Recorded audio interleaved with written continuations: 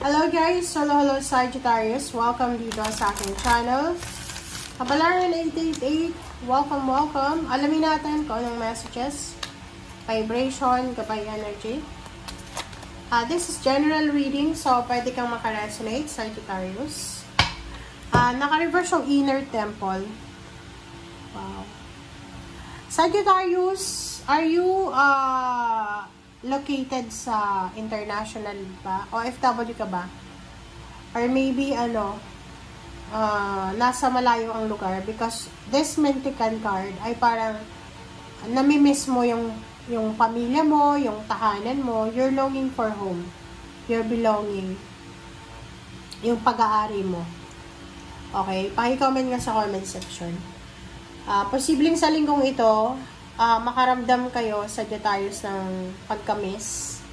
Makakaramdam kayo ng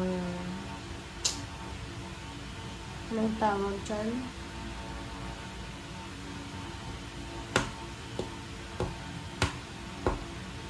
Yan, makakaramdam kayo ng na-miss nyo yung pamilya nyo, na-miss mo kung sino man siya. Okay, inner temple, devotion, tune into the portal of your heart.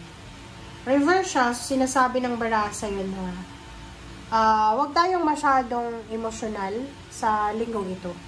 Iwasan mong maging emosyonal kasi lalo kung nasa ibang bansa ka, OFW ka, pwedeng maapektuhan yung trabaho mo because of your emotion. Alright, so, Sagittarius. Okay, 8 of Wands. Wow, there's a goodness.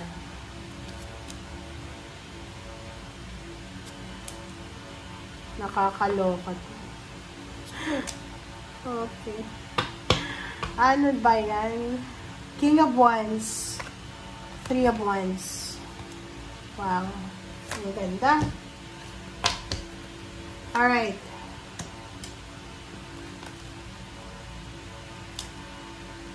Kita nyo ba? Sa ilalim na to, sa ilalim ng deck na yan, ng second deck, meron na information ka na makikita. Sinasabi ng barahan na may matagal ka nang hinihintay na trabaho, is either international or local job. May hinihintay mo is visa, contract signing, job offer, parang ganun. Ang posibleng darating na sa linggong ito. 3 of Cups, may posibleng despedida party. Ano ba yan ang party na yan? Promotion party, parang ganun. Recognition party, parang ganun. Yung iba din sa inyo dito, kayo ay makakatanggap ng balita. Mabilis na balita.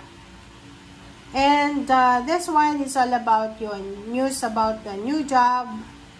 Or this is the job na pinaglaban mo. Yung parang, halimbawa, nag-apply ka, Sagittarius, sa isang trabaho na alam mo na ang dami mong kakompetensya dyan. Like, isang trabaho na nung nag-apply ka, nung in-interview ka, ay mga 100 plus kayo. And unexpectedly, diba, sa linggong ito, isang napakagandang good news na pwedeng magdala sa'yo ng balita na yung unexpected na trabahong in-applyan mo ay natanggap ka. And nakikita ko sa'yo dito na looking forward ka para sa future mo. Meron din dito na posibleng matatanggap ka na balita na may mga tao na nag-aaway-away because of job or because of money. Wow. Let's confirm, guys.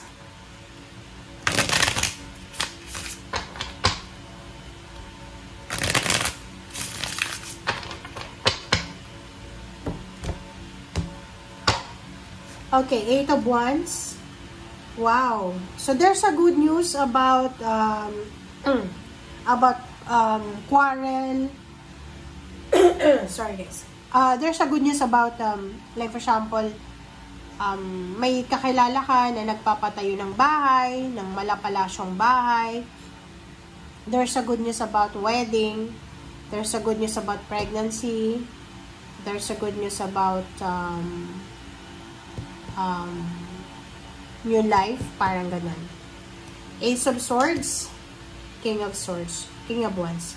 O, yun. Sabi ko sa'yo dalawa yung King of Wands mo dito. So, talagang, ang balita na posibleng matanggap mo, na pinaka-sure na sure, is about job offer. Nakikita ko sa'yo dito na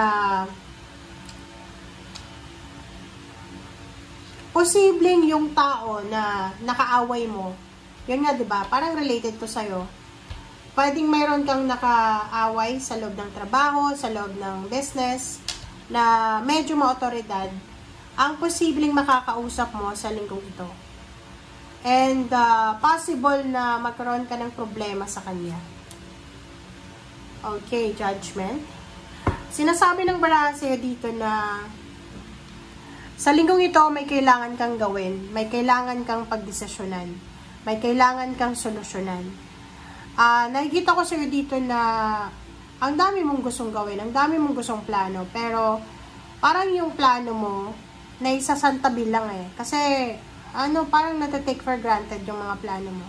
But this week, sinasabi na you will have the authority. May otoridad ka ngayon. You will have the power, the authority na makapag-desisyon or gawin kung anong plano mo. Parang, halimbawa, kung nagpapatayo ka ng bahay, yung mga suggestions mo, hindi naman pinapakinggan.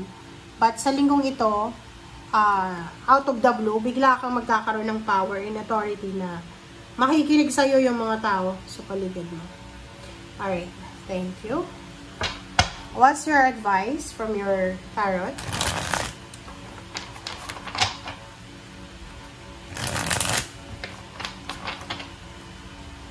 Okay, first advice is dalawa yung Four of Wands.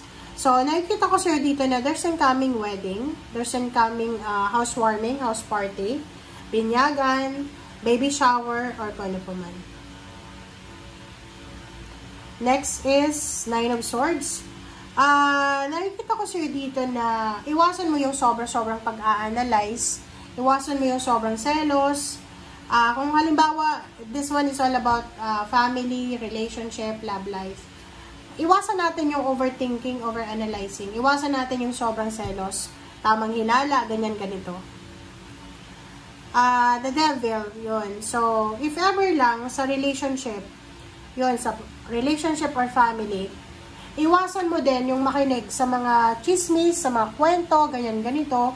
Kasi minsan, yung mga taong may mga, mga hearsay sila, yung mga sinasabi sila sa relationship nyo, sila yung nakakasira ng relationship. So, you need to be strong na umiwas sa mga taong yan. Ihanda mo ang sarili mo kasi isang napakagandang opportunity, financial opportunity ang posibleng darating sa'yo sa mga susunod na buwan or maybe next year na pwedeng magdala sa'yo ng sobrang kaligayahan and accomplishment. Thank you guys. Bye!